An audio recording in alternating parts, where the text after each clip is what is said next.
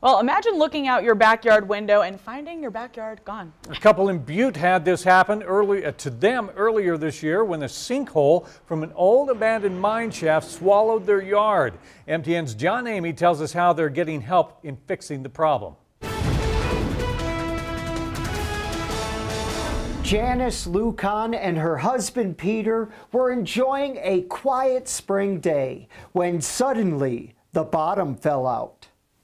We were sitting in our kitchen and heard a whoomp, and gingerly looked out the door and there's no yard anymore. A 30-foot sinkhole swallowed the backyard of their home in the 400 block of West Broadway. It's shocking, of course, but you always hear about people having holes show up in Butte and just never think that's going to happen in your own yard until it does. The hole came from an old silver mine that was abandoned in the 1890s. It was a challenge for engineers who spent the rest of this year isolating and filling the sinkhole because it came from a very old mine. Because there's usually not very good records of what happened. You know, when they was here, there was nobody around here except sagebrush and jackrabbits.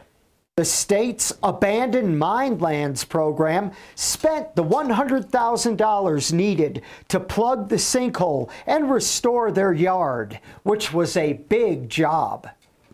We put 48 yards of concrete in, brought it up, and then we brought in structural fill over the top of that. And then we'll put this structural cap over it with the idea that if the plug settles a little bit, the cap, you'll never know it.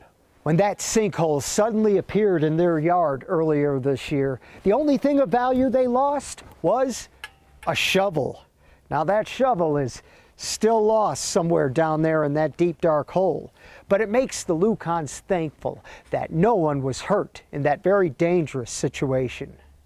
The kids could have fallen into it, my husband and I could have fallen into it. There's lots of opportunities for that hole to give away suddenly and somebody be at the bottom of a mine shaft. However, she and her husband and their 3 young children feel safe staying in their Butte home. I've seen them work on the hole for the whole summer and off and on through the fall, and I'm going to have the most solid yard in all of Uptown when this is done. Fixing a hole in Butte, John Amy, MTN News. By the way, the crew from Pioneer Technical Services is expected to pour concrete over the cap this week, and that will be the final step in covering that sinkhole.